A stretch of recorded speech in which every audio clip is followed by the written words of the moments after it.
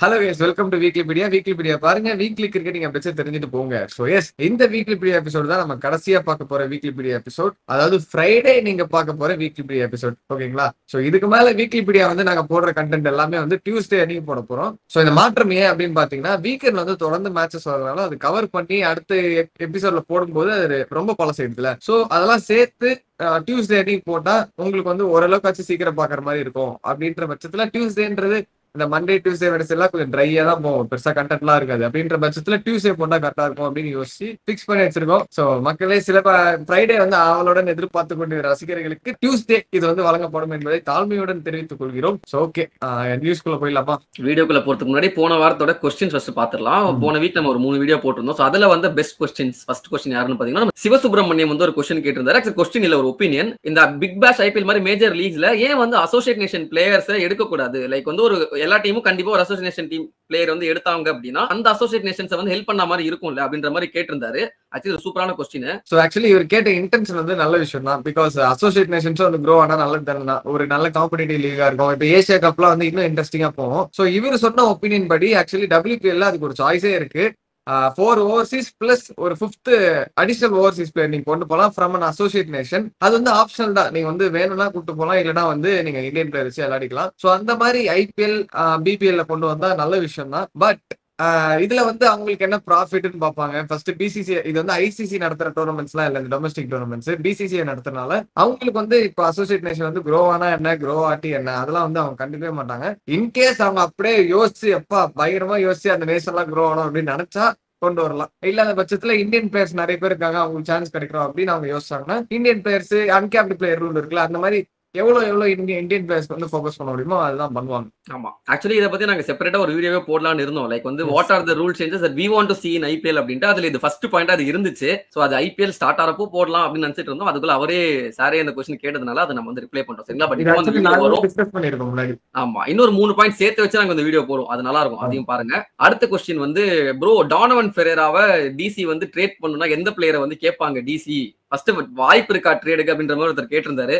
எங்களுக்கு தெரிஞ்ச வாய்ப்பு இல்ல ப்ரோ. லைக் வந்து டிசி யார் கேட்டாலுமே அந்த 75 lakhsன்ற அந்த பேஸ் பிரைஸ்ல தான் வந்து நம்ம ட்ரேட் பண்ண முடியும். அப்படி இல்லைன்னா ஒரு நெகட்டிவ் ட்ரேட் தான் இருக்கும். கண்டிப்பா டிசியும் அதை ஒத்துக்க மாட்டாங்க, சிஎஸ்கேவும் அதை ஒத்துக்க மாட்டாங்க. அண்ட் மோர் ஓவர் இப்போ டானவன் ஃபெரேரா போற கர்வ் பாத்தீங்கன்னா அவங்களுக்கு 75 lakhsன்றது ஒரு பெரிய ஸ்டீல். அவங்க எதுக்கு அவங்களோட மேஜர் அசெட்டை வந்து இன்னொரு டீமுக்கு கொடுக்கணும் ஜஸ்ட் பிகாஸ் டானவன் ஃபெரேரா சிஎஸ்கே ஃபேன்ஸ்க்கு பிடிக்கும் அப்படின்றதுனால? சோ அவங்க அதை பண்ண மாட்டாங்க. அண்ட் டானவன் ஃபெரேரா பத்தி ஒரு பெரிய அப்டேட்டும் இருக்கு, அதை நம்ம வீக்லிபீடியா போறப்ப பார்க்கலாம். சோ இந்த கேள்விக்கு பதில் வாய்ப்பு இல்லை, அவ்வளவுதான் வந்து சொல்லுவேன். அண்ட் மூணாவது கொஸ்டினுமே இந்த ட்ரையல்ஸ் பத்தி தான். ப்ரோ சிஎஸ்கே ட்ரையல்ஸ் எல்லாம் ஓகே ப்ரோ, சூப்பர் தான். எம்ஐ ட்ரையல்ஸ் பத்தி போடுங்க ப்ரோ இன்ஸ்டாகிராம் யூடியூப் என்னோட பர்சனல் டிஎம் நிறைய பேர் வரீங்க. இல்லையே ப்ரோ, நாங்க என்ன வச்சுனேவா வஞ்சனா பண்ணிட்டு இருக்கோம். சென்னையில இருக்கோம், சென்னை வந்து க்ளோஸா பாத்துட்டு இருக்கறதுனால எங்களுக்கு கொஞ்சம் அப்டேட்ஸ் எல்லாம் கிடைக்குது. அப்படி ஏதாவது தெரிஞ்சு ஏதாவது ட்ரையல்ஸ் அப்டேட்ஸ் வேற ஏதாவது அப்டேட் வந்துச்சுன்னா கண்டிப்பா உங்களுக்கு கொடுக்காம யாருக்கு கொடுக்க போறோம்? சேனல், நம்ம சேனல் தான் ஃபர்ஸ்ட் போடுவோம். அதுக்கப்புறம் இன்னொரு கொஸ்டின் எல்லாம் கிடையாது, எங்கள் மனதை தொட்ட ஒரு கமெண்ட், பெரிய கமெண்ட் ஒருத்தர் யோசிச்சு போட்டிருந்தாரு. என்ன அப்படின்னா என்னுடைய ப்ரெடிக்ஷன்ஸ், அதாவது நான் இத்தனை சேனல் ஆரம்பிச்சு இந்த ஒரு 6 months 7 months நாங்க பண்ண ப்ரெடிக்ஷன்ஸ் எல்லாம் வச்சு எதெல்லாம் கரெக்டா இருந்துச்சு அப்படின்ற மாதிரி அவர் எடுத்து போட்டிருந்தாரு. உண்மையிலே இதை பாக்குறப்போ நானா இதெல்லாம் சொன்னேன், இதெல்லாம் உண்மையிலே நடந்துச்சா அப்படின்ற மாதிரி இருந்துச்சு. நானே ப்ரெடிக்ஷன் பண்ணிட்டு அந்த லீக் முடிஞ்ச உடனே போயிருவேன், சரிங்களா? பட் அது ஒருத்தர் வந்து நாம வச்சு அதை கமெண்டா போட்டு அப்ரிஷியேட் பண்றாருன்றப்போ உண்மையிலே kudos to everyone who is following it. Ajay Krishna அவர் தான் அந்த கமெண்ட் போட்டிருப்பாரு. சோ அவருக்கு தான் வந்து எங்களோட ஸ்பெஷல் தேங்க்யூ. அந்த டைம் அண்ட் எஃபர்ட் அவர் கமெண்ட்லயே கடைசியில போட்டிருந்தாரு, ப்ரோ நான் வந்து எதையாச்சும் மிஸ் பண்ணியிருந்தேன்னா அதை வந்து கமெண்ட்ஸ்ல போடுங்க அப்படின்னு சொல்லியிருந்தாரு. இவ்வளவு எஃபர்ட்ஸ் எடுத்து போட்டவர்கிட்ட இது சொல்றதுக்கு கொஞ்சம் ஒரு மாதிரி தான் இருக்கு. எஸ் அஃப்கோர்ஸ் இவர் வந்து பிக் பேஷை மிஸ் பண்ணிட்டாரு. நாங்க வந்து ஹார்வர்ட் ஹரிக்கேன்ஸ் ஜெயிப்பாங்கன்னு சொல்லியிருந்தோம், அதை அவர் மிஸ் பண்ணிட்டாரு. அது மட்டும் இல்லாம ப்ரெடிக்ட் பண்றது கஷ்டம் தானே ப்ரோ அப்படின்ற மாதிரி சொல்லியிருந்தாரு. ஆக்சுவலி வந்து இந்த செமிஃபைனல்ஸ் வரைக்கும் ப்ரெடிக்ட் பண்றது ஈஸி தாங்க. லைக் வந்து அதை அனலைஸ் பண்ணிட்டு ஓரளவுக்கு சொல்லிடலாம். அதுக்கப்புறம் அந்த யார் ஜெயிப்பாங்கன்னு சொல்றதுதான் கஷ்டம். ஓகே, வீடியோக்குள்ள போயிடலாமா? ஃபர்ஸ்ட் எடுத்தோட இந்தியா வர்சஸ் பங்களாதேஷ், ஒரு தீ பறக்க நடந்த மேட்ச் எல்லாம் சொல்ல மாட்டேன். பங்களாதேஷ் வந்து நான் பாராட்டியே ஆகணும். அவங்களோட பவுலிங் வந்து நம்ம சொல்லிடணும், it was exceptionally good.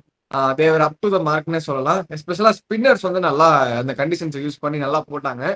India பாத்தீங்கன்னா டாஸ் தோத்துட்டாங்க. நம்ம பேசிட்டே இருந்தா நம்ம வச்ச வாயா என்னன்னு தெரியல, கமெண்டேட்டர்ஸ் கர்ஸ்ன்ற மாதிரி இந்த கிரிக்கெட் டேபிள் கர்ஸான்னு தெரியல. அண்ணன் சூரியகுமார் அதை வந்து டாஸ் தோத்துட்டு Bangladesh opted to bowl first. ஓகேங்களா? சோ இந்தியா வந்து பேட்டிங் ஆட வராங்க. ஃபர்ஸ்ட் எடுத்தோடனே நம்ம அதிரடி அபிஷேக் சர்மாவும் சுப்மன் கில்லும் வந்து பேட்டிங் ஆட வராங்க. கில் வந்து ஒரு நல்ல ஸ்டார்ட் கொடுக்குறாரு. அபிஷேக் சர்மா அப்பதான் கொஞ்சம் செட் ஆயிட்டு இருக்காரு. செட் ஆயிட்டு கில் போனதுக்கு அப்புறம் கில்லோட பார்த்த வேலையை நான் பாத்துக்கிறேன் அப்படின்னு சொல்லிட்டு சும்மா பேட்டி அடிக்கிறாரு. அவர் எந்த உலகத்துல இருக்காரு, எந்த ஃபார்ம்ல இருக்காருன்னே தெரியலங்க. ஃபர்ஸ்ட் மேட்ச் ஏசியா கப்ல இருந்து 30 ரன் அந்த கன்சிஸ்டன்சி அப்படியே எடுத்துட்டு வந்து கடைசி 2 மேட்ச் 70 ரன் அடிச்சு 200 ஸ்ட்ரைக் ரேட்டை வந்து மெயின்டைன் பண்ணிட்டு இருக்காரு. என்ன மனுஷனே தெரியல. அதான் ரிடிகுலஸ்ன்றாங்க. அவரு வந்து ஸ்டார்ட் போட்டாலே 197 ஸ்ட்ரைக் ரேட் போடுறாங்க. நிறைய பேர் வந்து அந்த இதெல்லாம் போட்டுருந்தாங்க போர்ட்ல புடிச்சிட்டு அபிஷேக் சர்மா இஸ் அவர் சனத் ஜெயசூர்யா அப்படின்லாம் போர்ட்ல போட்டுருக்காங்க. நான் பார்த்தேன், ஒரு போர்டு பார்த்தேன். சோ அந்த மாதிரி ரொம்ப ஒரு பயங்கரமான எக்ஸ்ப்ளோசிவ் ரெடிகுலஸ் பேட்ஸ்மேனா இருக்காரு அபிஷேக் சர்மா. அவர் ஒரு 70+ ரன்ஸ் அடிச்சு கான்ட்ரிபியூட் பண்ணாரு. With strike rate of 35 balls அடிச்சார் 75 ரன்ஸ். Strike rate. அதுக்கப்புறம் நேத்து தாங்க ஒரு வீடியோ போட்டோம். அதுக்குள்ளே வந்து வாயில வச்சுட்டீங்க சோடான்ற மாதிரி சந்து சந்து வச்சுட்டாங்க. பெரிய ஆப்பா. அது என்னன்னு தெரியல. அவர் பேட்டிங்கே கிடைக்கல பாவம். அவரோட பொசிஷன் வந்து ஜம்பிள் ஆயிடுச்சு. பிகாஸ் கீழே இருக்கிற ஒருத்தர் மேல தூபே வந்து மேலன்றதுனால தேர் வாஸ் கன்ஃபியூஷன் இந்த பேட்டிங் லைனப். அது மத்த பேட்ஸ்மேனாலே சரியா ஆட முடியல. அது வந்து எல்லாருமே அஃபெக்ட் பண்ணிச்சு. ஸ்பின்னர்ஸ் போடுறாங்கன்ற ஒரு காரணத்துக்காக டூபே ஆட வச்சாங்க. அதே ஸ்பின்னர் கிட்ட out Dubey. That was not successful move by Suryakumar Yadav. But okay. Actually அவங்க வந்து ஷஃபிள் பண்றாங்க. லைக் வந்து அவங்க ஒரு T20 வேர்ல்ட் கப் ஒரு ஆடிஷன் மாதிரி யார் யார் எந்த பொசிஷன்ல சூப்பரா ஆடுறாங்கன்றது ஒரு எக்ஸ்பெரிமெண்ட் மாதிரி தான் பண்றாங்க. ஒரு ட்ரையல் அண்ட் எரர் தான் ட்ரை பண்ணாங்க. ஓகே, அதெல்லாம் ஃபைன். ஓகேங்களா. பேட்டிங் போது யாருமே பெருசா அடிக்கலங்க. அதுக்கப்புறம் எல்லாருமே வந்து மந்தாகினியா தான் ஆடினாங்க. யாருக்கும் பவுலர்ஸ் வந்து சூப்பரா போட்டாங்க. தே டாமினேட்டட்னு சொல்லலாம் Bangladesh bowler. Second half of the first இன்னிங்ஸ்ல பாத்தீங்கன்னா ஒண்ணுமே பண்ண முடியல. எல்லாருமே வந்து பொறுமையா தான் ஆடிட்டு இருந்தாங்க. திலக் வர்மாவும் ட்ரை பண்ணாரு விக்கெட். அதுக்கப்புறம் ஹர்திக் பாண்டியா நின்று ஒரு இடத்துல நின்ட்டாரு. அப்படியே ஏதோ சுமாரா ஆடி 168 ரன்ஸ் அடிச்சு 169 டார்கெட் நினைக்கிறேன். ஒரு டீசென்டான டார்கெட்னு வச்சுக்கோமே. பட் ஆனா ஜெயிப்பாங்களான்னு கன்ஃபார்மா தெரியல. பங்களாதேஷும் ஒரு டீசென்டான பேட்டிங் லைனப் வச்சிருக்கனால பாப்போம் அப்படின்னு தான் பாத்துட்டு இருந்தோம். பட் பவுலர்ஸ் வந்து நமக்கு தெரியும்ல, Indian bowlers when they are needed at the point அதை கரெக்டா டெலிவரி பண்ணிடுவாங்க அப்படின்றது. சோ அந்த மாதிரி பவுலர்ஸ் எல்லாம் சூப்பரா பண்ணாங்க. குல்தீப் யாதவ் மேட்ச் பயங்கரமா போட்டுட்டு இருக்காரு. அவர் வந்து ஆனா ஐசிசி ரேங்கிங்ஸ்ல தான் வர மாட்டேங்கிறாரு. இதுதான் முன்னாடியே மென்ஷன் பண்ணிருந்தோம், இப்பயே மென்ஷன் பண்றோம். அது என்ன கதெல்லாம் தெரியல. ஓகேங்களா. அதுவும் இல்லாம வருண் சக்கரவர்த்தி நல்லா போட்டாரு. பவுலிங் எல்லாம் நம்ம உண்மையா சொல்ல முடியாதுங்க, எல்லாம் சூப்பரா போட்டாங்க. ஃபீல்டிங் என்னன்னு தெரியல. ஒரு 4 டிராப் கேச்சஸ், ஹாஃப் சான்சஸ் எல்லாமே சேர்த்து தான் சொல்றேன். குல்தீப் யாதவுக்கு பால் நிக்குமா நிக்காதான்னு தெரியல. அவருக்கு அதுக்கு ஏதோ ஒரு அன்லக்கி ஃபேக்டர் இருக்குங்க. அவர் பால் சும்மா ஸ்டார்டிங் வந்து பவர் பிளேல பால் ஓடி போய் தடுக்க பாக்குறாரு, தொப்புன்னு கீழே வந்தார், தடுக்கி விட்டாரு. அதுக்கப்புறம் ஒரு லாங் ஆன்ல வந்து கேட்ச் பிடிக்க வந்தாரு. நல்லா சீக்கிரம் ஃபாஸ்டா வந்து மேபி ட்ரை பண்ணிருக்கலாம். ஒரு டவுட்ஃபுல்லா வந்ததுனால அந்த அட்டெம்ப்ட் வந்து கொஞ்சம் ஷார்ட் மாதிரி இருந்துச்சு அந்த கேட்சுக்கு. அது மாதிரி குல்தீப் யாதவ் இந்த டோர்னமெண்ட் ஃபுல்லாமே அவர் ஃபீல்டிங் வந்து கொஞ்சம் நல்லா அதான் சொல்லி ஆகணும். அபிஷேக் சர்மா ஒரு கேட்ச் விட்டாரு, திலக் வர்மா ஒரு கேட்ச் விட்டாரு. இது மாதிரி கேட்ச் விட்டாரு, சஞ்சு சாம்சன் விட்டாரு, அக்ஷர் பட்டேல் காட்டன் பால் விட்டாரு. சொல்லு நிறைய போகுது. சஞ்சு சாம்சன் தாங்க. ஐயோ எனக்கு ஒரு கட்டத்துல என்ன தெரியுமா, வருண் சக்கரவர்த்தி போடுறாரு, ஆப்போசிட்ல வந்து சைஃப் ஆடுறாருன்னு நினைக்கிறேன். நல்லா விளையாட்டு இருக்க மனுஷன் ஒரு கேட்ச் ஒன்று கொடுக்குறாரு. கொடுத்துட்டு பவுலர் பக்கத்துல தான் இருக்கும். பவுலர் நினைச்சதால ஈஸியா புடிச்சிட்டு இருக்கலாம். சஞ்சு வந்து ஓட ஆரம்பிச்சிட்டாருன்னு சொல்லிட்டு மைண்ட் சொல்லிட்டு வந்துட்டாரு. பவுலர் வருண் சக்கரவர்த்தியுமே பாத்துட்டு இருக்காரு, என்னதான் பண்றான் அப்படின்னு சொல்லிட்டு ஓடி தொக்காத தொப்புன்னு விட்டாப்ல சஞ்சு சாம்சன். அவருக்கு சஞ்சு சாம்சன் கஷ்டம் தான், அதுக்கு விட்டுருக்கலாம், வருண் சக்கரவர்த்தி புடிச்சிருக்கலாம். வருண் சக்கரவர்த்தி சாபா அப்படின்னு சொல்லிட்டு ஒரு தலையில அடிச்சுட்டு இப்ப ஒரு ரியாக்ஷன் இருக்கும் பாருங்க, காமெடியா இருந்துச்சு. பசிரி குபீர் சிரிப்பு வந்துச்சு. Fielding was not up to the mark. இந்த டோர்னமெண்ட் மட்டுமே வந்து ஒரு 16 கேட்ச் விட்டுருக்காங்களாம் Indian team. So that is very concerning. வந்ததே இல்ல இந்தியா டீமுக்கு. ஆமா, ரொம்ப கன்சர்னிங். அண்ட் ஆக்சுவலி ஃபீல்டிங் மட்டும் இல்ல, பேட்டிங்குமே வந்து நீங்க அபிஷேக் சர்மா அதிரடி அபிஷேக் சர்மா மைனஸ் பண்ணிட்டீங்கன்னா கொஞ்சம் ஸ்ட்ரகிள் பண்ணிருக்காங்க. இந்த மேட்ச்ல மட்டும் இல்ல, நம்ம அந்த பாகிஸ்தான் மேட்ச்லமே பார்த்தோம். ஓப்பனிங் பார்ட்னர்ஷிப்க்கு அப்புறம் நிறைய ஸ்ட்ரகிள் பண்ணி விக்கெட் விட்டுட்டு இருந்தாங்க. சோ இந்த எக்ஸ்பெரிமெண்ட்லாம் வந்து ஓகே தான். பட் அது வந்து ஒருவேளை ஏசியா கப் ஃபைனல்ஸ்ல அஃபெக்ட் ஆச்சு என்ன பண்ணுவீங்க? இந்த எக்ஸ்பெரிமெண்ட்லாம் ஸ்டாப் பண்ணிட்டு அவங்களோட ரோல்ஸை வந்து இந்த பங்களாதேஷ் மேட்ச்ல இருந்து கொடுப்பாங்கன்றது நாங்க எதிர்பார்க்கிறோம். சோ அவ்வளவுதாங்க, இந்தியா வந்து ஜெயிச்சு ஃபைனல்ஸ்க்கு போயிட்டாங்க. சோ அவங்கள யாரு மீட் பண்ணுவாங்க ஃபைனல்ஸ்ல அப்படின்றதுதான் இங்க ஒரு கேள்வி. சோ வந்து பங்களாதேஷா பாகிஸ்தானா அப்படின்றதான் கேள்வி. ஏன்னா ஸ்ரீலங்கா என்ன ஆனாங்க அப்படின்னா ஸ்ரீலங்கா எலிமினேட் ஆயிட்டாங்க. சோ பாகிஸ்தான் பங்களாதேஷ் ரெண்டு பேருமே 2 பாயிண்ட்ல இருக்காங்க. அப்படின்ற பட்சத்துல யார் ஜெயிக்கிறாங்களோ அவங்க தான் இந்தியா கூட ஃபைனல்ஸ் ஆடுவாங்க. நாங்க முன்னாடி வந்து பாகிஸ்தான் எதிர்பார்த்துட்டு இருந்தோம். அவங்க தான் மோஸ்ட் ப்ராபபிலி வருவாங்க, ஜெயிச்சிருவாங்கன்னு சொல்லிட்டு. அப்படி மேட்ச் டிரா ஆயிடுச்சுன்ற பட்சத்துல ரன் ரேட் வந்து பாகிஸ்தான் தான் ஜாஸ்தியா இருக்காங்க. அவங்க தான் வந்து ஃபைனல்ஸ் ஆடுவாங்க. டிரா ஆக வாய்ப்பு இல்ல. மேட்ச் வந்து இன்னைக்கு, அதாவது இந்த வீடியோ நாங்க தேர்ஸ்டே ரெக்கார்ட் பண்றோம். சோ இந்த வீடியோ ஃப்ரைடே நாங்க ரிலீஸ் பண்ணுவோம். அதுக்கு முன்னாடி டிசைட் ஆயிருப்பாங்க யாருன்றதை நீங்களே பார்த்து தெரிஞ்சுக்கோங்க. யார் வந்து சாரிங்க இப்ப தெரியுது நாங்க வந்து வீக்லி வீடியோ டியூஸ்டேக்கு ஷிஃப்ட் பண்றோம்ட்டு. இன்னும் 4 நாள்ல ஒரு எபிசோட் போடுவோம், அதுல பாருங்க. ஓகேங்களா. சோ நெக்ஸ்ட் ஸ்ரீலங்காக்கு ஒரு மேட்ச் இருக்கு. யார் கூட பாத்தீங்கன்னா வேற யாரும் இல்ல, நம்ம கூட தான். சோ அந்த மேட்ச் அவங்க ஜெயிச்சாலுமே ஒன்றும் பண்ண முடியாது. Because they don't have points in the table. So இனிமேட்டு ஜெயிச்சு ஒன்றும் பண்ண முடியாது. அந்த இதுல நாங்க என்ன சொல்லுவோம்னா, இந்தியாவுக்கு ஒரு சஜஷன், புதுசா ட்ரை பண்ணாதீங்க. இருக்கிற ஸ்குவாடே வந்து கரெக்டா எல்லாருக்கும் ரோல் டிஃபைன் பண்ணி ஒரு கரெக்டா விக்டரி வந்து அடிச்சுட்டு வாங்க. இன்னும் 2 மேட்ச் தானே அடிச்சா ஏசியா கப் அப்படின்ற பட்சத்துல கரெக்டா போக்கஸ்டா இருக்கா, இன்னும் பண்ணி மாட்டிக்காதீங்களா பாய்ஸ் அண்ட் கேர்ள்ஸ் அப்படின்னு சொல்லிட்டு நெக்ஸ்ட் செய்திக்கு போறோம். நிறைய சர்ச்சைகள் வந்துச்சு அந்த இந்தியா வர்சஸ் பாகிஸ்தான் மேட்ச்ல. இது மாதிரி ஹாரிஸ் ராஃப் ஃபீல்டிங் பண்ணும்போது இது மாதிரி இந்த 6 காமிச்சதா இருக்கட்டும், இந்த ஃபிளைட் வந்து நம்ம கிராஸ் ஆச்சுல அகமதாபாத்ல அதை வந்து மார்க் பண்ணதா இருக்கட்டும், சயீத் ஜஃபரான் வந்து 50 அடிச்சுட்டு ஒரு செலிப்ரேஷன் ஒன்று பண்ணிருப்பாரு இந்த பேட்டை வச்சு சுடுற மாதிரி. சோ இது நீ கேட்கலாம், டோனியுமே அப்போ ஷூட் பண்ணிருக்காங்க டபால் அப்படின்னு சொல்லிட்டு 2007-8 அப்பெல்லாம் கேட்கலாம். பட் இந்த சிச்சுவேஷன்ல எங்க எப்படி நடந்துக்கணும்னு இருக்குல்ல, தேவையில்லாம இதெல்லாம் பண்ணது தப்பு தானே அப்படின்னு சொல்லிட்டு பிசிசிஐ 2 பேர் மேலேயும் கம்ப்ளைண்ட் லான்ச் பண்ணிருக்காங்க. ICICI to take action on it. அவங்க வந்து பார்த்துட்டு ரிவ்யூ பண்ணிட்டு கண்டிப்பா take action on it. So எங்களை பொறுத்த வரைக்குமே இதை பத்தி இவங்களை பத்தி பேசுறதே வந்து எங்களுக்கு கேவலமா இருக்கு. பிகாஸ் ஒரு கண்ட்ரி உயிர்கள் சம்பந்தப்பட்ட விஷயத்தையும் நீங்க ஒரு மேட்ச்ல தோத்துட்டு அசிங்கமா என்ன பண்றதுன்னு தெரியாம இந்த மாதிரி பேந்த பண்ணிட்டு இருக்கிறது கோமாளி மாதிரி அப்படி பண்ற சில விஷயங்கள்லாம் வந்து எங்களுக்கு பிடிக்கல. அதை பத்தி பேசுறதே நாங்க வந்து தரக்குறைவா நினைக்கிறோம். அவங்க ரேஞ்சுக்கு இறங்கி நாங்க பேசவே விரும்பல. ஃபர்ஸ்ட் நம்ம சொல்லிருந்தோம்ல, இந்த டீம் என்ன, இந்த கண்ட்ரிக்கே ஹியூமனிட்டி என்னன்னு தெரியாது அப்படின்ட்டு. அதான் அவங்க ப்ரூவ் பண்ணிட்டு இருக்காங்க. என்னன்னே தெரியாது, அதெல்லாம் பேச விரும்பல, விட்டுருங்க. சூரியகுமார் யாதவ் தான் அவர் ஸ்டைல்ல வந்து சூப்பரா ஸ்லெச் பண்ணி விட்டாரு. இது மாதிரி இன்டர்வியூர் கிட்ட வந்து என்ன ரைவல்ரின்றீங்க, 8-7-7-6 அந்த மாதிரி இருந்தாதான் ரைவல்ரி. இவங்க 13 மேட்ச் விளையாடி நாங்க 12 மேட்ச் ஜெயிச்சிருப்போம், இவங்க ஒரு மேட்ச் ஜெயிப்பாங்க, இதெல்லாம் ரைவல்ரியா அப்படின்னு சொல்லிட்டு அசிங்கப்படுத்திட்டு இருப்பாரு இன்டைரக்டா. சோ இனிமே டைரக்டா வந்து அவர் ஸ்லெச் பண்ணிருப்பாரு. இது மாதிரி வந்து மேட்ச்ல பெர்ஃபார்மன்ஸ்ல விளையாடுறத விட்டுட்டு என்ன இஷ்டத்துக்கு விளையாட்டு இருக்கிறதெல்லாம் வந்து பிடிக்கவே இல்லை. மேட்சுக்கு வந்தா மேட்ச் மட்டும் விளையாடுன்றது எங்களோட ரெக்வஸ்ட். அது பாகிஸ்தான் மட்டும் இல்ல, மத்த எந்த டீம் இருந்தாலும் ஸ்போர்ட்ஸா பாருங்க அப்படின்றது எங்களோட ரெக்வஸ்ட். டெஸ்ட் சீரிஸ்க்கு வந்து இந்தியா ஏ வர்சஸ் ஆஸ்திரேலியா ஏக்கு வந்து Shreyas Iyer to captain the team for India A அப்படின்னு நம்ம பேசிட்டு இருந்தோம். பட் ஸ்ரேயஸ் ஐயர் இப்ப சொல்லியிருக்காரு, ரெட் பால் கிரிக்கெட்ல இருந்து எனக்கு கொஞ்சம் வந்து ரெஸ்ட் தேவைங்க, ஒரு 6 மந்த்ஸ்க்கு வந்து ரெஸ்ட் தேவை, I need to be physically prepared for test cricket அப்படின்னு சொல்லிட்டு அவர் ஃபெட்டிக் இஷ்யூஸ், மேட்ச் வந்து ஃபுல்லா விளையாட முடியாத அந்த பிசிக்கல் இஷ்யூஸ் எல்லாம் கொஞ்சம் இருக்கிறதுனால எனக்கு கொஞ்சம் பிரேக் வேணும், ஐ பி ப்ரிப்பேர் வித் இந்த 6 months and be ready for the test கிரிக்கெட்ன்றது அவர் சொல்லியிருக்காரு. So he'll not be captaining or playing for the test cricket for India A team. Actually not only physically, மென்டலியுமே சொல்லியிருந்தாரு. Like ரெண்டுத்துக்குமே எனக்கு வந்து preparation time வேணுன்ற மாதிரி சொல்லியிருந்தாரு. அண்ட் அது மட்டும் இல்லாம இரானி கப்லயும் அவர் வந்து எடுக்கிறதா இருந்தாங்க. ஸோ இது என்டையரா மனசுல வச்சுக்கிட்டு, ஓகே என்ன வந்து டெஸ்ட் ஸ்குவாட்ல வந்து நீங்க கன்சிடர் பண்றீங்களா, அப்போ ஓகே என்ன கன்சிடர் பண்ணுங்க, ஆனா 6 months அப்புறம் கன்சிடர் பண்ணுங்க, நான் வந்து ரெடி ஆயிட்டு வந்துடுறேன் அப்படின்ட்டு ஒரு நல்ல விஷயம் தாங்க.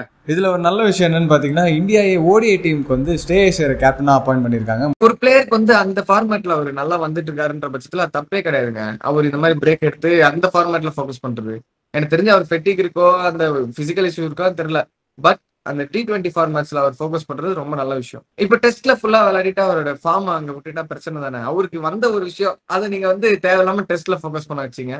இது மாதிரிதான் நிறைய பேர் அழிச்சிருக்கீங்க, நான் வந்து சொல்ல விரும்புறேன். நாங்க அப்படிதான் சொன்னோம், நாங்க சாம்சங் வீடியோல நாங்க அதான் போட்டிருந்தோம். கடைசியில பிசிசிஐக்கு இதேதான் வேலை, மாத்தி வந்து பிளேயரை கன்ஃபியூஸ் பண்ணி விட்டுருவாங்க அப்படின்ட்டு. அதுதான் உண்மை, அதான் நடந்துட்டு இருக்கு. என்ன பண்றது. India versus west Indies squad வந்து ரிலீஸ் பண்ணிருக்காங்க பாருங்க.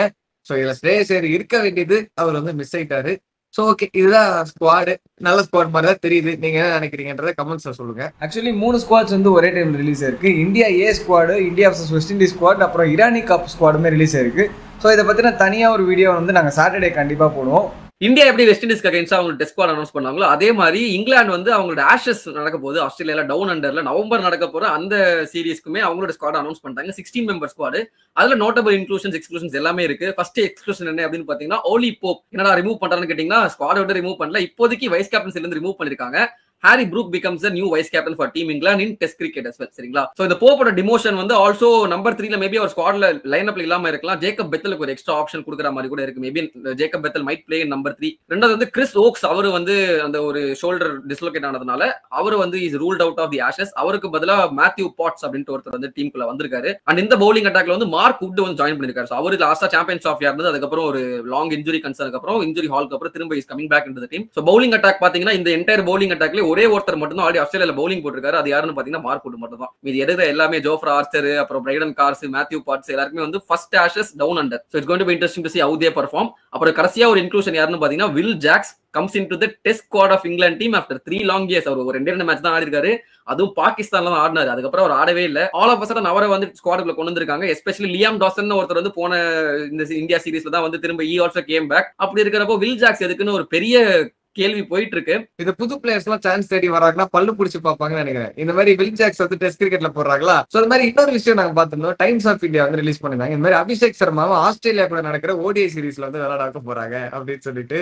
இது என்னடா மாத்தி மாத்தி ஸ்ரேயஸ் ஐயர் டெஸ்ட் மேட்ச்ல போடுறதா இருக்கட்டும், test match I mean India A ஸ்குவாடுக்கு விளையாட வைக்கிறதா இருக்கட்டும். அதுதான் ஒரு ஃபார்மேட்னா விட மாட்டாங்க. அவங்க வந்து நீ இதை ஆடுறியா அதை ஆடு ஓகே. அபிஷேக் சர்மா கூட ஓகே. இந்த ஃபார்மேட் மாறுது பத்தியா, இந்த ரெட் பாலுக்கும் ஒயிட் பாலுக்கும் அதை என்னால அக்செப்டே பண்ண முடியல. வில் ஜாக்ஸ் எடுத்து இங்க போடுறாங்க, ஸ்ரேயஸ் ஐயர் எடுத்து போடுறாங்க. அடுத்து ஐ திங்க் ஓடிஐ ஃபார்மேட்ல வந்து சேத்தேஸ்வர் புஜாரா வந்து கம்பேக் கொடுத்தாலும் வாய்ப்பு இருக்கு. ரிட்டையர்மெண்ட்ல இருந்து பட்டிடரை பாத்துட்டு இருக்காங்க டெஸ்ட் ஸ்குவாடுக்கு. என்ன கதனே தெரிய மாட்டேங்குது. ஆஸ்திரேலியன் பேசுறப்போ ஆஸ்திரேலியா ஏ அவங்க வந்து இங்க இந்தியா ஏ அகைன்ஸ்டா ஒரு சீரிஸ் ஆடிட்டு இருக்காங்க. நம்ம பார்த்தோம். அதான் ஸ்ரேயஸ் ஐயர் பட்டிடர்னு பேசிட்டு இருந்தோம்ல. அதோட செகண்ட் டெஸ்ட் ஸ்ரேயஸ் ஐயர் கேப்டன் இல்ல, ஆனா த்ரூ ஜுரல் வந்து கேப்டன்சி பண்ணி அந்த மேட்ச் வந்து போயிட்டு இருக்கு. லக்னோல மேட்ச் ஆடுறாங்க, ஒரு ஸ்பின் ஃப்ரெண்ட்லி கண்டிஷன்ஸ். அப்படி வந்து இந்தியா டாமினேட் பண்ணுவாங்க நினைச்சோம். பட் ஃபர்ஸ்ட் இன்னிங்ஸ்ல ஆஸ்திரேலியா வந்து ஒரு சைசபிள் லீட் எடுத்து ஒரு 400+ ரன்ஸ் அடிச்சாங்க. அதுவும் ஸ்பெசிஃபிக்கா வந்து Josh Philippe, Nathan McSweeney, Sam Konstas, அப்புறம் வந்து ஜாக் எட்வர்ட்ஸ் எல்லாருமே வந்து சூப்பரா பர்ஃபார்ம் பண்ணாங்க. இந்தியாவுக்கு வந்து பாத்தீங்கன்னா பவுலிங்ல மனோஜ் சுத்தார் வந்து ஒரு 5 விக்கெட் எடுத்தார். ஒரு வளர்ந்த வர லெஃப்ட் ஆர்ம் ஸ்பின்னர், 23 இயர்ஸ் தான் அவருக்கு ஆகுது. இந்தியா அண்டர் 19 நல்லா போட்டுருந்தாரு 3-4 இயர்ஸ் முன்னாடி. அதுக்கப்புறம் இந்தியா பேட்டிங் தாங்க ரொம்ப ஸ்ட்ரகிள் பண்ணிட்டாங்க. அவங்க வந்து சாய் சுதர்ஷன் தவிர வேற யாருமே பேட்டிங் பண்ணல. 195 கிட்ட வந்து ஆல் அவுட் ஆயிட்டாங்க. ஆஸ்திரேலியா பவுலிங் பாத்தீங்கன்னா சூப்பரா போட்டது யாருன்னா ஹென்ரி தார்ன்டன், ஒரு அடிலேட் ஸ்ட்ரைக்கர்ஸ் பவுலர். அவர் வந்து வேற லெவல் பவுலிங் போட்டாரு. அன்எக்ஸ்பெக்டட். லைக் லக்னோல வந்து ஒரு சீமர் அவ்வளவு விக்கெட் எடுக்கிறது உண்மையிலே அன்எக்ஸ்பெக்டட். அவர் நல்லா போட்டாரு. பேட்டிங் ஒரு டீசென்ட்டா ஆடினார் அப்படின்றப்போ தே ஆர் இந்த அசெண்டன்சி. இப்போ நாங்க இந்த வீடியோ ரெக்கார்ட் பண்றப்போ 120 for 5 இருக்காங்க ஆஸ்திரேலியா செகண்ட் இன்னிங்ஸ்ல. இந்த மேட்ச் ஒரு வழியா ரிசல்ட் வந்துருங்க அப்படிதான் எங்களுக்கு தோணுது. ஒரு நாள் பாக்கி இருக்கு. So I think will get result. And அது மட்டும் இல்லாம இந்த பிரசித் கிருஷ்ணா இருந்தார் பாத்தீங்கன்னா, அவர் டீம்ல இருந்தாரு. அவர் பேட்டிங் ஆட வந்தாரு. பேட்டிங் ஆட வரப்போ ஹென்ரி தார்ன்டன் போட்ட பவுன்சர் அவர் தலையில அடிச்சு அவர் வந்து கன்கஷன் சப்ஸ்டியூட்டா வந்து வெளியே போயிட்டாரு.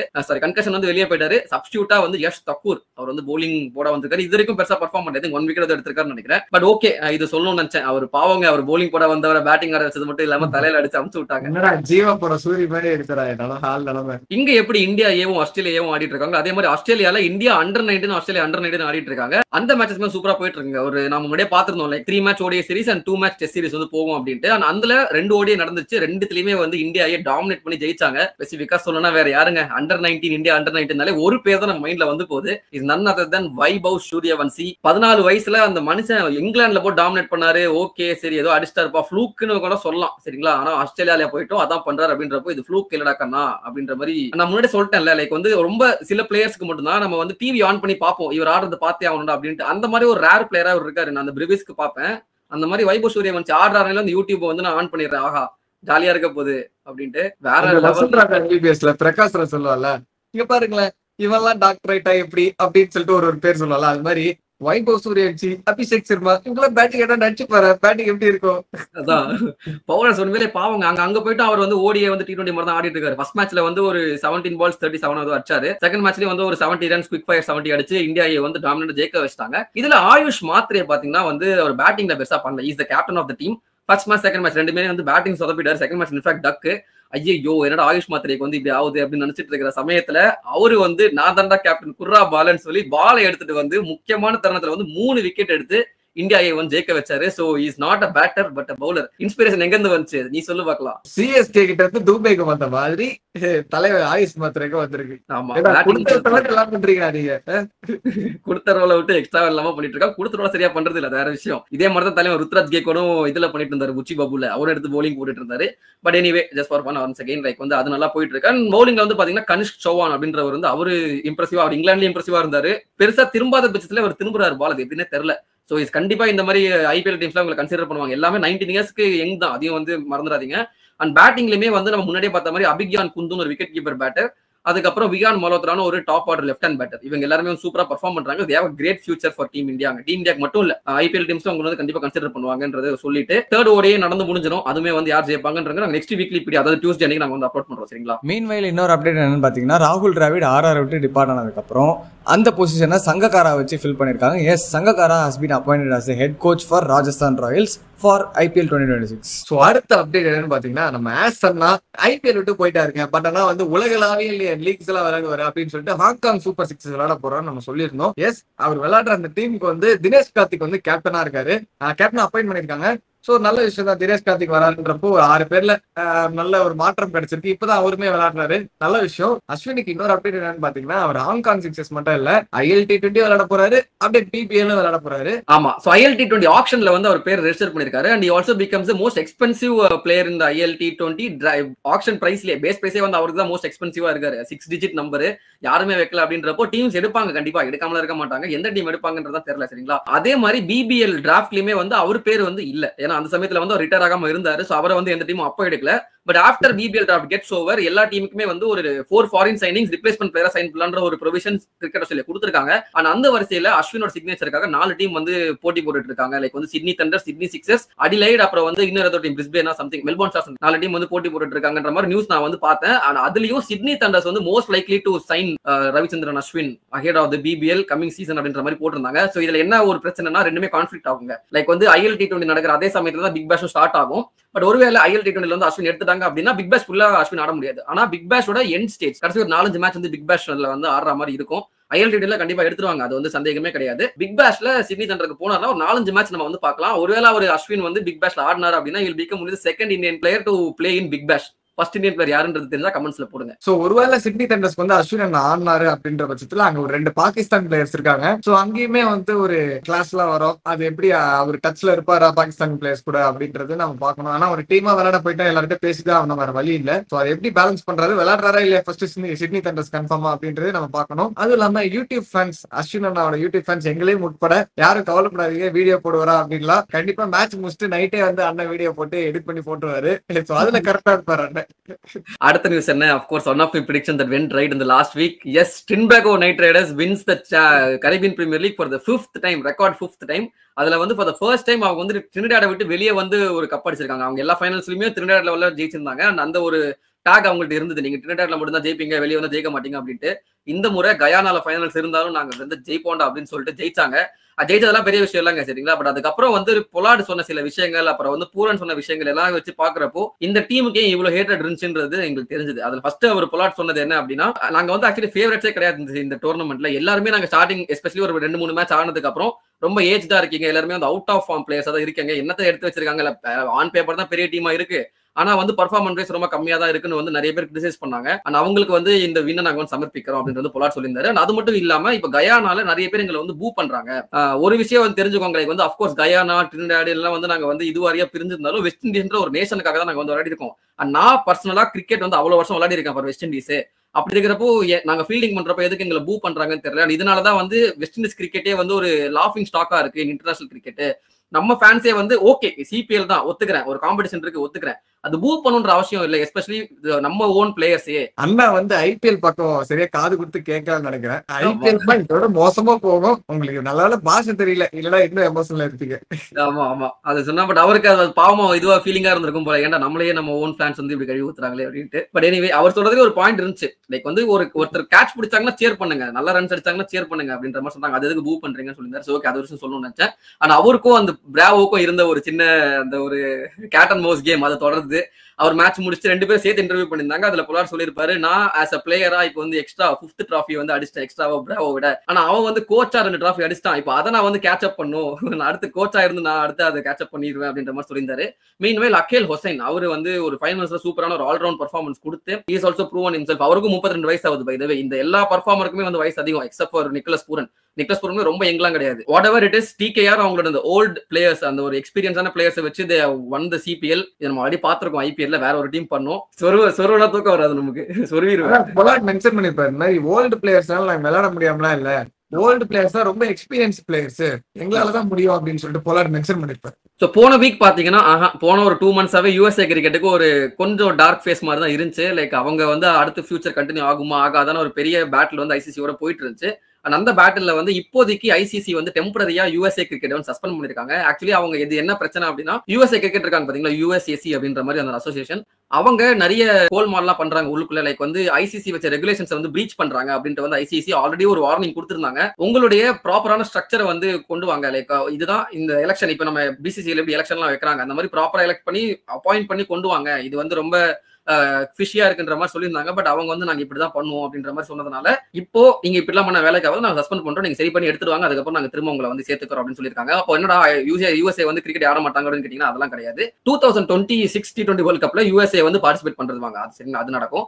அதே மாதிரி 2028 ஒலிம்பிக்ஸுமே யூஎஸ்ஏல தான் நடக்கிற மாதிரி இருக்கு. அதுலயும் வந்து கிரிக்கெட் வந்து பார்ட்டா தான் இருந்துச்சு. நம்ம அப்படியே ஒரு வீக்லி வீடியோல பார்த்தோம். அதுக்குமே வந்து எந்த பிரச்சனையும் இல்லை, அது வந்து போகும். பட் இது தாண்டி அடுத்த வருஷம் எம்எல்சி நடக்குமா நடக்காதா, இல்ல 2027 வந்து யூஎஸ்ஏ வந்து ஆடுவாங்களா மாட்டாங்களா, இந்த கேள்விக்கெல்லாம் வந்து பதில் யூஎஸ்ஏ எடுக்கிற முடிவுல தான் இருக்கு. அவங்க வந்து எலெக்ஷன் ப்ராப்பரா கண்டக்ட் பண்ணி அவங்களோட கவர்னிங் பாடியை வந்து மாத்தினாங்கன்னா நடக்கும். அப்படி இல்லைன்னா வந்து யூஎஸ்ஏ இருக்காது, கிரிக்கெட் இருக்காது. ஆல்ரெடி இல்லாம தான் இருந்துச்சு, இப்போ இல்லாமலும் போயிடும். சோ நம்ம எலெக்ஷன் சொல்லும்போது யூஎஸ்ஏல மட்டும் இல்லங்க, இப்ப பிரசிடென்ட் எலெக்ஷன் இந்தியால நடக்குது. பிரசிடென்ட் எலெக்ஷன் இல்ல, பிசிசிஐ பிரசிடென்ட் எலெக்ஷனுக்கு அதாவது ஒரு புது நேம் வந்து வந்திருக்குங்க. புது நேம்ன்றத எங்களுக்கு பழைய நேம், பட் ஆனா ஏன் இந்த நேம் அப்படின்னு நாங்க யோசிச்சுட்டு இருந்தோம். So yes, Mithun Manhas has been selected for the BCCI president role. இந்த சண்டே வந்து எலெக்ட் பண்ணி அவர் பிரசிடென்ட் ஆக்கிடுவாங்க. ஒன் சைடா தான் இவங்க வந்து அவங்க எலெக்ட் பண்ணிலாம் இல்ல, சோ வந்து அவங்க சூஸ் பண்ணி பிரசிடென்ட் ஆக்குறதா. மிதுன் மன்னாஸ் வந்து நாங்க பார்க்கும்போது இவரா அப்படின்னு நாங்க யோசிச்ச போது, இவர் கிரிக்கெட் அட்டாக்ஸ்ல தான் அவங்க வந்து ஸ்பூனிய வாரியர்ஸ் இந்தியால எப்படி போயிட்டு இருப்பாரு. அப்போ விளையாண்டப்போ பார்த்தது ஒரு 65-70 தான் இருக்கு. இந்த கார்டு எதுக்குமே உட்படாது அப்படின்னு சொல்லிட்டு தூக்கி போட்டுருவோம். தூக்கி எல்லாம் போடல. என்ன ஃப்ரெண்ட் ஒருத்தர் அவனுக்கு கிரிக்கெட் என்னன்னே தெரியாது, அவங்க கிட்ட வந்து ப்ரோ செம்ம பிளேயர் ப்ரோ, ஃபியூச்சர் ஸ்டார் ப்ரோன்னு சொல்லி கொடுத்து வித்துட்டேன். வேற பிளேயர் ட்ரேட் பண்ணி கிரிக்கெட் அட்டாக்ஸ்ல பார்த்ததுங்க நாங்க மிதுன் மன்னாஸ். அவர் வந்து இப்ப பிரசிடென்ட் ஆக்கியிருக்காங்க. மேபி அவர் நிறைய ரஞ்சில எல்லாம் வந்து டெல்லி கேப்டனா இருந்திருக்காரு. மேபி அதனால அச்சீவ்மெண்ட்ஸ் பண்ணி ஒரு பேக் எண்ட்ல நிறைய வேலை செஞ்சிருக்கலாம். சோ அதனால கொடுத்திருக்கலாம். நாங்க பார்த்து பண்ணி மெமரி நாங்க வந்து ஷேர் பண்ணோம். பிசிசிஐ பிரசிடென்ட் அப்படின்ற ஒரு பொசிஷனுக்கு நாங்க மரியாதை கொடுக்கணும். கரெக்ட் தான். ஆமா, ஆக்சுவலி வந்து பிரசிடென்டா இருக்கணும்னா வந்து ஒரு ஃபேமஸான பிளேயர் இருக்கணும்ன்ற அவசியம் இல்ல. இது சொல்லணும்னு நினைச்சேன். லைக் வந்து நல்லா ஆர்கனைஸ் பண்ணி ப்ராப்பரா எடுத்துட்டு போக அந்த திறமை இருந்தா போறோம், அது யாரா வேணா இருக்கலாம். சோ நெக்ஸ்ட் அப்டேட் என்ன அப்படின்னு பாத்தீங்கன்னா, இந்த வீக்கு வந்து ஒரு ரிட்டையர்மெண்ட் அப்டேட். இதை நம்ம வாரம் பார்த்துட்டு இருக்கோம். இவர் ரிட்டையர் ஆயிட்டார், அவர் ரிட்டையர் ஆயிட்டார். இந்த வாரம் யாரா ரிட்டையர் ஆனார் அப்படின்னு பாத்தீங்கன்னா ரிட்டையர்மெண்ட் ஆகல. 2 பேர் ரிட்டையர்மெண்ட்ல இருந்து வெளியே வந்திருக்காங்க. Yes, of course, first of all Quinton de Kock அவர் வந்து ஓடிஐ ஃபார்மேட்ல வந்து ரிட்டையர்மெண்ட் அனௌன்ஸ் பண்ணியிருந்தாரு. T20 கிரிக்கெட்லயுமே ரிட்டையர்மெண்ட் அஃபிஷியல் அனௌன்ஸ் பண்ணல அப்படின்னாலும் ஒரு பெரிய லாங் கேப் விட்டுருந்தாரு after T20 world cup in 2024. அதுக்கப்புறம் ஆஃப்டர் லாங் டைம் அவர் ஓடிஐ ஃபார்மேட்ல ரிட்டையர்மெண்ட் இது பண்ணிட்டாரு. Is back in the team. T20 டீம்ல எடுத்திருக்காங்க அகைன்ஸ்ட் பாகிஸ்தான். நெக்ஸ்ட் மந்த் வந்து சீரீஸ் ஸ்டார்ட் பண்ணும். So Quinton de Kock is back in the team. அது மட்டும் கேட்டீங்கன்னா கிடையாது, டானவன் ஃபெரேராவை வந்து சவுத் ஆப்பிரிக்கா கேப்டன் ஆக்கியிருக்காங்க அகைன்ஸ்ட் நமீபியா. பாகிஸ்தானுக்கு அகைன்ஸ்டா இல்ல. சோ ஒரே ஒரு மேட்ச் நமீபியாக்கு அகைன்ஸ்டா ஆடுறாங்க. சோ அது ஆக்சுவலி வந்து பாத்தீங்கன்னா நமீபியாவோட புது ஸ்டேடியம் வந்து லான்ச் பண்றாங்க அவங்களோட கேபிட்டல்ல. சோ அதுல ஒரு இன்விடேஷனல் மேட்ச் மாதிரி சவுத் ஆப்பிரிக்கா கூப்பிட்டுருக்காங்க. அது எக்ஸாக்டா எப்போ இருக்குன்னா பாகிஸ்தானுக்கு அகைன்ஸ்ட் ஒரு டெஸ்ட் சீரிஸ் இருக்கு சவுத் ஆப்பிரிக்காக்கு. அது ஸ்டார்ட் ஆகிறதுக்கு ஒரு நாள் முன்னாடி அப்படின்றதுனால எந்த சீனியர் பிளேயர்ஸுமே இல்ல. ஐ மீன் டெஸ்ட் ஆடுற சீனியர் பிளேயர்ஸ் இல்ல. டானவன் ஃபெரேரா வந்து டெஸ்ட் ஆட மாட்டார்ல, சோ அவரை கூட்டு வந்து T20 செட்டப்ல போட்டு அவரை கேப்டன் ஆக்கிருக்காங்க. அந்த டீம்ல டிகாக்கும் இருக்காரு பை தி வே. சோ அது வந்து பாக்குறதுக்கு நல்லா இருக்கும். அண்ட் ரீசெண்டா ஒரு JSK ஃபேன்ஸ்ல ஒரு பெரிய அப்டேட்டுங்க. ஏன்னா அகேல் ஹுசைன் இப்பதான் ரீசெண்டா அனௌன்ஸ் பண்ணாங்க கேப்டன் தான். அவர் JSKல இருக்காரு. டானவன் ஃபெரேரா JSK பிளேயர், அவர் கேப்டன் ஆயிட்டார் அப்படின்றப்போ குதூகலத்துல சுத்திட்டு இருக்கோம். பாப்போம் இவங்க என்ன பண்றாங்க ஏது பண்றாங்க அப்படின்ட்டு. சரி, ஓகேடா, குவிண்டன் டிகாக் மட்டும் தான் ரிட்டையர்மெண்ட் வந்து அனௌன்ஸ் பண்ணாரு. இன்னொருத்தர் யாரு அப்படின்னு கேட்டீங்கன்னா, இன்னொருத்தர் வந்து ஒரு சர்ப்ரைஸான நேமுங்க. ராஸ் டெய்லர் ஒருத்தர் இருந்தாரு. கண்டிப்பா உங்களுக்கு தெரிஞ்சிருக்கும், மறந்துருக்க போறாரா அப்படின்னு எதிர்பார்ப்பீங்க. இதுல பாதி நியூஸ் கரெக்ட், பட் ஆனா பாதி நியூஸ் வந்து வேற. ராஸ் டெய்லர் நியூசிலாந்துக்கு ஆட போறது கிடையாது. Is back from retirement but is going to play for சமோவாவா. என்னடா டீம் இது, கேள்விப்படுது இல்லையா அப்படின்னு கேட்டீங்கன்னா கரெக்ட் தான். நானும் ஒரு வருஷம் முன்னாடி கேள்விப்படுது இல்ல. அவங்க ரீசெண்டா தான் கிரிக்கெட் ஆட ஆரம்பிச்சாங்க. அது வந்து ஒரு ஐலாண்ட் நேஷன், ஏசியா பசிபிக் அந்த ரீஜியன்ல வந்து அவங்க விளையாடுவாங்க. சோ அது குவாலிஃபயர்ஸ் வந்து நடக்க போகுது. Actually it's going to start. So அதுல இந்த PNG, சமோவா இந்த மாதிரி டீம்ஸ்லாம் வந்து பார்ட்டிசிபேட் பண்ணுவாங்க. அதுல இருந்து ஒரு டீம் வந்து அடுத்த வருஷம் T20 வேர்ல்ட் கப் குவாலிஃபை ஆகிறதுக்கு வாய்ப்பு இருக்கு. சரிங்களா? சோ அதுல சமோவாக்கும் சான்ஸ் இருக்கு அப்படின்றதுனால ராஸ் டெய்லரோட அம்மா வழி டீம் அது ஆக்சுவலி சமோவா அந்த கண்ட்ரி. சோ அவர் வந்து is eligible to play for that country. So அவர் என்ன சொல்லிருக்காருன்னா வந்து நான் என்னுடைய மதர் நேஷனுக்காக நான் பண்றேன், என் மதர்லாண்டுக்காக நான் பண்றேன். So I am ready to play, come out of retirement and prove my worth. என்னோட எக்ஸ்பீரியன்ஸ் வந்து ஹெல்ப் ஆகும். நான் வந்தாதான் ஜெயிக்கும் இல்ல, ஆனா என்னோட எக்ஸ்பீரியன்ஸ் வந்து கை கொடுக்கும்ன்றதை நம்புறேன். hope they qualify into the big stage அப்படின்னு சொல்லி உண்மையிலே ஒரு super gesture by Ross Taylor. Okay, men செய்திகள் நம்ம பார்த்தாச்சு. நெக்ஸ்ட் விமன் செய்திகளை பார்த்துருவோமா? Yes, world cup is around the corner. இந்த வீக் ஸ்டார்ட் ஆக போகுது. 30th செப்டம்பர் வந்து first match against Sri Lanka for India. Promotional videos எல்லாம் டிவில பாக்குறாங்க. முன்னாடி எல்லாம் இந்த அளவுக்கு ஹைட் கொடுக்கல விமன்ஸ் வேர்ல்ட் கப்புக்கு. இப்போ வந்து ரொம்ப பெருசாவே பண்ணிட்டு இருக்காங்க இன்டர்நேஷனலா. நல்ல விஷயம், good sign for women's cricket. ஆமா, அது மட்டும் இல்லாம நம்ம பார்த்தோம் பிரைஸ் மணியுமே வந்து 4 times than men's cricket அப்படின்னு வந்து அனௌன்ஸ் பண்ணிருக்காங்க. இதெல்லாம் வச்சு பாக்குறப்ப உமன்ஸ் கிரிக்கெட் கிரேட் பிரைஸ் அப்படின்னு பாக்குறோம். அண்ட் அது மட்டும் இல்ல, நம்ம போன வீக்லி பிடையில பார்த்தோம்ல பிரைஸ் மணியுமே வந்து அதிகமா இருக்கு. லைக் வந்து போன மென்ஸ் வேர்ல்ட் கப்பை விட பிரைஸ் மணி அதிகம், அண்ட் போன உமன்ஸ் வேர்ல்ட் கப்பை விட 4 மடங்கு அதிகம் இந்த முறை. சோ வந்து women's world cup, women's cricket is under rice பொதுவாவே. ஆனா அதுலயும் வந்து ஒரு வார்ம் அப் ஸ்டேஜஸ் மாதிரி போயிட்டு இருக்குங்க. லைக் வந்து வார்ம் அப் ஆக்சுவலி ஸ்டார்ட் ஆயிடுச்சு. அதுக்கு முன்னாடி இந்தியா வந்து ஆஸ்திரேலியாக்கு அகைன்ஸ்டா ஒரு சீரிஸ் ஆடிட்டு இருந்தாங்கல்ல, அதுல வந்து நம்ம பார்த்தோம் 1-1 இருக்கு. செகண்ட் மேட்ச் இந்தியா வந்து ஜெயிச்சிட்டாங்க அப்படின்ட்டு. தேர்ட் மேட்ச் ஒரு எக்ஸப்ஷனலான மேட்ச். ஆஸ்திரேலியா வந்து பேட்டிங் ஃபர்ஸ்ட் ஆடி 400+ ரன்ஸ் அடிச்சாங்க. கிட்டத்தட்ட எல்லாருமே கான்ட்ரிபியூட் பண்ணாங்க. அதுலயும் பெத் மூனி ஸ்பெசிஃபிக்கா வந்து ஒரு ஃபாஸ்டஸ்ட் எவர் செஞ்சுரி அப்படின்னு வந்து அவங்க அடிச்சாங்க. ஐயோ என்னடா இவ்வளவு கன்சிட் பண்ணிட்டோம் அப்படின்னு நினைச்சிட்டு இருக்கிறப்போ இந்த சைடுல ஸ்மிருதி மந்தானா அவங்க வந்து என்னமா அடிக்கிறாங்க ப்ரோ. ஃபார்ம் ஆஃப் லைஃப்ல இருக்காங்க. நான் அதுல ஒரு விஷயம் இந்தியாங்க 50 பால்ல செஞ்சுரி அடிச்சிருப்பாங்க.